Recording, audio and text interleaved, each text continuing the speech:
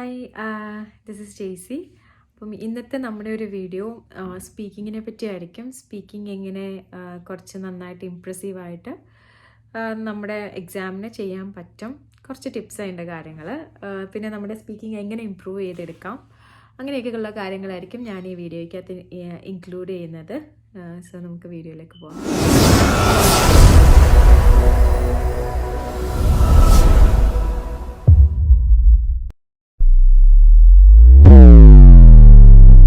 തുടങ്ങുന്നതിന് മുന്നേ എനിക്ക് ലാസ്റ്റ് വീഡിയോയിൽ വന്ന ഒരു കമൻ്റാണ് എൻ്റെ ഫയർ അലാം വന്ന് ശരിയാക്കാൻ. ഇതുവരെ ശരിയായിട്ടില്ല.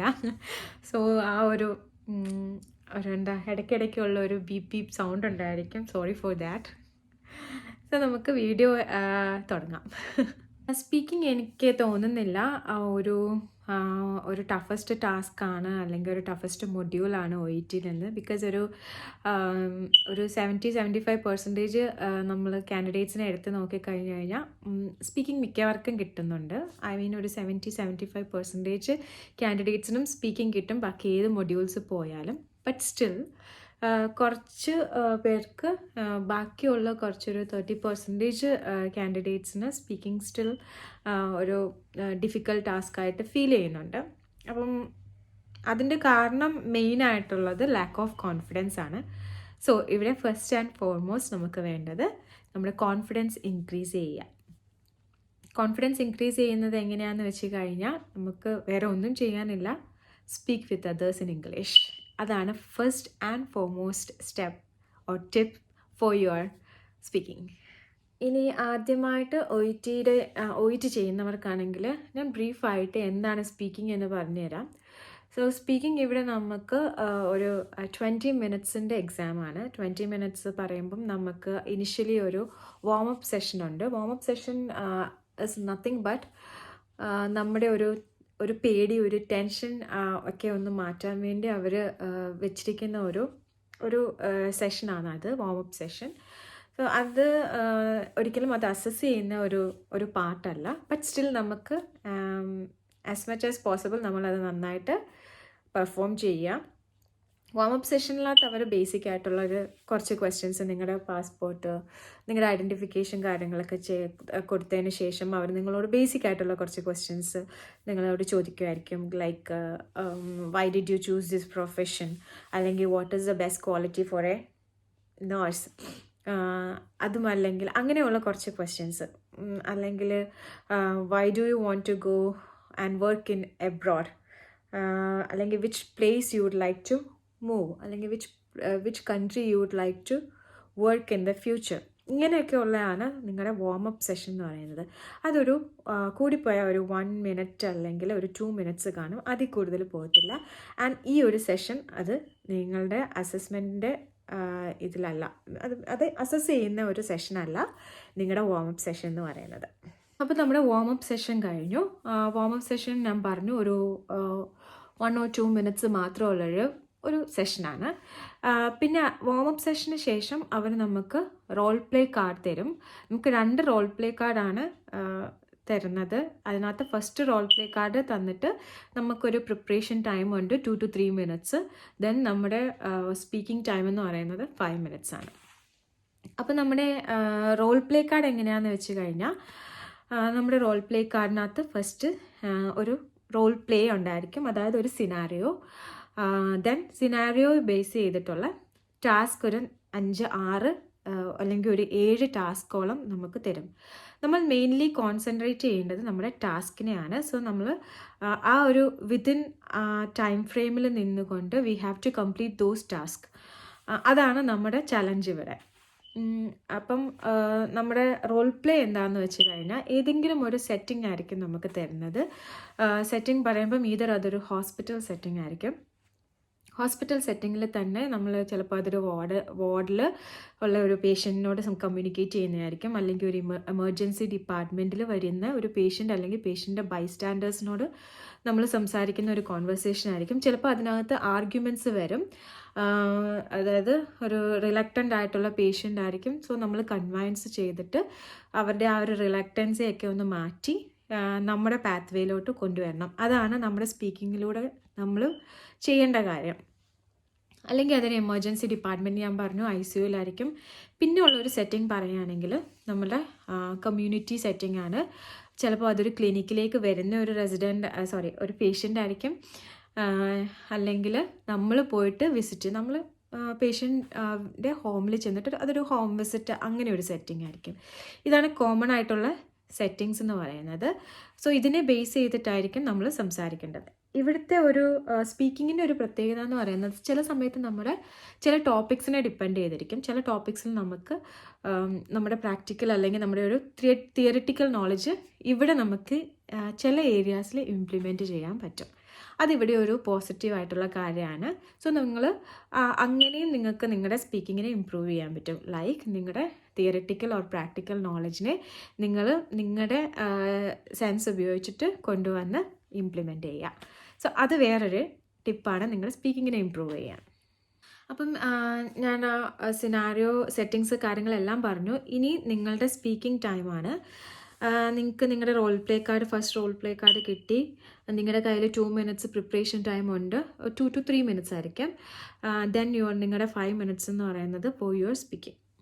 അപ്പോൾ ഈ ഒരു ടൈം എങ്ങനെ യൂട്ടിലൈസ് ചെയ്യാനാണെന്ന് നമ്മൾ പ്ലാൻ ചെയ്യണം. ഇവിടെയും നമ്മളുടെ time management is really important, like our writing. പക്ഷേ ഇവിടുത്തെ ഒരു പ്രശ്നം പറയുകയാണെങ്കിൽ നമുക്ക് ഒരുപാട് സമയമില്ല നമ്മുടെ റോൾ പ്ലേ റീഡ് ചെയ്തുകൊണ്ടിരിക്കാൻ. സോ നമ്മൾക്ക് സ്പീഡായിട്ട് അല്ലെങ്കിൽ കുറച്ച് ഫാസ്റ്റായിട്ട് നമ്മൾ റോൾ പ്ലേ വായിക്കുക, മനസ്സിലാക്കുക. ദെൻ നിങ്ങളുടെ pen or pencil, take your pen or pencil, നിങ്ങൾക്കൊരു പേപ്പർ തരും. എന്നിട്ട് നിങ്ങൾ മാർക്ക് ചെയ്യണം. നിങ്ങൾ ടാസ്ക് വായിച്ചിട്ട് ആ ടാസ്കിനനുസരിച്ച് നിങ്ങളുടെ പോയിൻറ്റ്സ് കുറച്ച് ബുള്ളറ്റ് പോയിൻറ്റ്സ് നിങ്ങൾ നോട്ട് ചെയ്യുക. നിങ്ങളുടെ ടാസ്കിനെ അനുസരിച്ചായിട്ടായിരിക്കണം. അപ്പം നമ്മൾ ഓരോ ടാസ്ക് വായിക്കുമ്പോഴും നമുക്ക് നമുക്കൊരു പോയിന്റ് പെട്ടെന്ന് വരും. ആ പോയിന്റ് അങ്ങനെ എഴുതുക. സോ അങ്ങനെ ഒരു ബുള്ളറ്റ് പോയിൻറ്റ്സ് ഉണ്ടാക്കി വെക്കുക ഓരോ ടാസ്കിനും. അപ്പം അവർ അതിന് ശേഷം ആഫ്റ്റർ യുവർ 2 to 3 minutes അവർ നമ്മളോട് ചോദിക്കും റെഡി ആണോ എന്ന്. ദെൻ നിങ്ങൾ കോൺഫിഡൻ്റ് ആയിട്ട് പറയുക യെസ് ഐ ആം റെഡി. എന്നിട്ട് ആ ഒരു 5 minutes നിങ്ങൾ കോൺഫിഡൻ്റ് ആയിട്ട് സംസാരിക്കുക. ഈ ഒരു 2 minutes നമ്മളുടെ പ്രിപ്പറേഷൻ പോലെ ഇരിക്കും നമ്മുടെ ആ 5 minutes കോൺവെർസേഷൻ. അപ്പോൾ നമുക്ക് ഇടയ്ക്കൊന്ന് ബുള്ളറ്റ് പോയിൻറ്റ്സ് നോക്കുക. ബുള്ളറ്റ് പോയിൻറ്റ്സ് അതായത് നമ്മൾ മാർക്ക് ചെയ്തിരിക്കുന്ന പോയിൻറ്റ്സ് കംപ്ലീറ്റ് ചെയ്യുമ്പം ജസ്റ്റ് ഒന്ന് ടിക്ക് ചെയ്ത് പോവുക. അപ്പം നമുക്കറിയാം നമ്മുടെ പോയിൻറ്റ്സ് എല്ലാം കംപ്ലീറ്റ് ചെയ്തിട്ടുണ്ടെന്ന്. പക്ഷെ ഇങ്ങനെ തന്നെ സംസാരിച്ചുകൊണ്ട് പോകണമെന്ന് നമുക്ക് വിചാരിക്കാൻ പറ്റത്തില്ല. ഇൻ ബിറ്റ്വീൻ അവരുടെ ഡൗട്ട്സ് ചോദിക്കും. ലൈക്ക് നമ്മൾ സംസാരിച്ചുകൊണ്ടിരിക്കുമ്പോഴായിരിക്കും അവർക്കൊരു ഡൗട്ട് വരുന്നത്. So they will definitely ask A question. അപ്പം നമ്മൾ ആൻസർ ടു ദ ക്വസ്റ്റ്യൻ കേൾക്കുക, അവർക്ക് ഉള്ള പ്രോപ്പറായിട്ട് ആൻസർ എടുക്കുക. Again come back to our bullet points. ആ ബുള്ളറ്റ് പോയിൻറ്റ്സ് വീണ്ടും ഓരോന്നായിട്ട് മെൻഷൻ ചെയ്ത് നമ്മൾ ആ 5 minutes കൊണ്ട് തീർക്കുക. ഇതിൻ്റെ ഒരു പോസിറ്റീവ് തിങ് എന്ന് പറയുന്നത് നമുക്ക് നമ്മുടെ ടാസ്കിനെ കംപ്ലീറ്റ് ചെയ്യാൻ പറ്റും. ബിക്കോസ് സ്പീക്കിങ്ങിൽ it is really important that we must complete all the task. ആ ഒരു ടാസ്ക് എല്ലാം കംപ്ലീറ്റ് ചെയ്തില്ലെങ്കിൽ നമ്മുടെ സ്കോറിനെ അവിടെ ബാധിക്കും. So make sure that you are completing all your task. ഇതാണ് ആ 5 minutes നമുക്ക് ചെയ്യാൻ പറ്റുന്നത്. ഇതൊരു another way to do your speaking ആണ്. സോ ട്രൈ ചെയ്ത് കഴിഞ്ഞാൽ ഇത് ചിലപ്പോൾ നിങ്ങൾക്ക് ഇഫക്റ്റീവായിട്ട് തോന്നും. അപ്പോൾ അങ്ങനെയായിരിക്കും നമ്മുടെ ടൈം മാനേജ്മെൻറ്റ്. അതുപോലെ നമുക്ക് 2 റോൾ പ്ലേ ആണ് തരുന്നത്. ഫസ്റ്റ് റോൾ പ്ലേ ചെയ്ത് കഴിഞ്ഞിട്ട് നമുക്ക് നമ്മുടെ സെക്കൻഡ് റോൾ പ്ലേ കിട്ടും. ഇൻ ടോട്ടൽ 20 minutes ആണ് നിങ്ങളുടെ സ്പീക്കിംഗ് ടൈം. ഇനിയിപ്പോൾ നമ്മളുടെ സ്പീക്കിംഗ് ഒരു എഫക്റ്റീവായിട്ട് ചെയ്യാനുള്ളതെന്ന് പറയുന്നത് take out your tension, take out your anxiety. ഈ 2 കാര്യങ്ങളാണ് നമുക്ക് വില്ലന്മാരായിട്ട് നിൽക്കുന്നത്. കാരണം ഇതൊരു ഫേസ് ടു ഫേസ് കോൺവെർസേഷൻ ആണ്. സോ ഒബ്വിയസ്ലി നമ്മൾ നെർവസ് ആവും, ടെൻഷൻ ഉണ്ടാവും. That will increase our heartbeat. പിന്നെ നമുക്ക് നമ്മുടെ കയ്യിൽ നിന്ന് പോകുമല്ല. സോ ഇതാണ് നമ്മൾ ആദ്യം എടുത്തു കളയേണ്ടത്, യുവർ ടെൻഷൻ ആൻഡ് ആങ്സൈറ്റി. അതിന് ചെയ്യാൻ പറ്റുന്ന കാര്യം നിങ്ങളുടെ കോൺഫിഡൻസ് ലെവൽ ഇൻക്രീസ് ചെയ്യുക. Speak with others in English. ഞാൻ പറഞ്ഞു ഒരുപാടൊന്ന് പ്രാക്ടീസ് ചെയ്ത് കഴിഞ്ഞാൽ നമുക്ക് ആ ഒരു ടെൻഷൻ ആൻഡ് ആങ്സൈറ്റി നമുക്ക് മാറ്റാം. ദെൻ പിന്നെ ചെയ്യേണ്ട കാര്യങ്ങൾ കോൺഫിഡൻ്റ് ആയിട്ട് സംസാരിക്കുക. കോൺഫിഡൻ്റ് ആയിട്ട് സംസാരിക്കുക എന്ന് പറയുന്നത് ഇപ്പം നിങ്ങൾ ഫോർ എക്സാമ്പിൾ, ഇപ്പം സംസാരിച്ചുകൊണ്ടിരിക്കുമ്പോൾ നമ്മൾ എന്തെങ്കിലും ഒരു മിസ്റ്റേക്ക് കാണിക്കുമ്പോൾ ഇത് നമുക്ക് ഉള്ള ഒരു ഇൻബോൺ ആയിട്ടുള്ളൊരു കാര്യമാണ്. ഒരു മിസ്റ്റേക്ക് കാണിക്കുമ്പോൾ നമ്മൾ ഒന്ന് സ്റ്റക്കായി പോവും. നമുക്ക് പിന്നെ കംപ്ലീറ്റ്ലി നമ്മളങ്ങ് ലോസ്റ്റ് ആവും. അങ്ങനെ ചെയ്യാതിരിക്കുക. ഇപ്പം നമ്മളൊരു മിസ്റ്റേക്ക് പറഞ്ഞു, ലെറ്റ് ഇറ്റ് ബി.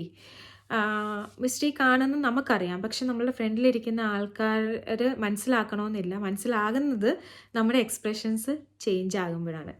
സോ ഇപ്പം ഒരു മിസ്റ്റേക്ക് പറയാമെന്ന് വെച്ച് കഴിഞ്ഞാൽ, നിങ്ങളൊരു പറയാമെന്ന് നിങ്ങളുടെ നോർമൽ ബ്ലഡ് പ്രഷർ ഇസ് 140/90, അതാണ് നിങ്ങളുടെ നോർമൽ ബ്ലഡ് പ്രഷർ.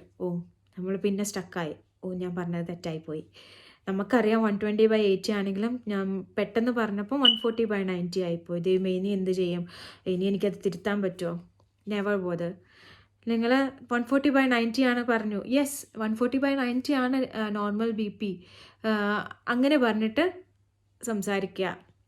നിങ്ങൾ പറയുന്ന arguments if it is right or wrong, നമ്മളതിനെ റൈറ്റ് ആക്കി തന്നെ സംസാരിക്കുക. ആ ഒരു കോൺഫിഡൻസിൽ, നമുക്ക് ആ ഒരു കോൺഫിഡൻസിൽ ഉണ്ടെങ്കിൽ ഈവൻ നിങ്ങൾ BP 140/90 അത് നോർമലാണെന്ന് പറഞ്ഞു കഴിഞ്ഞാൽ yes it is normal. So ഇങ്ങനെ വേണം നമ്മൾ സംസാരിക്കേണ്ടത്. സോ അതിനാണ് നമ്മൾക്ക് കോൺഫിഡൻസ് ലെവൽ ഇൻക്രീസ് ചെയ്യുക. Take out your tension and your anxiety. ഇതാണ് നെക്സ്റ്റ് സ്റ്റെപ്പ്, അല്ലെങ്കിൽ അത് ടിപ്പല്ല, ഇതാണ് ഒരു major thing for your speaking.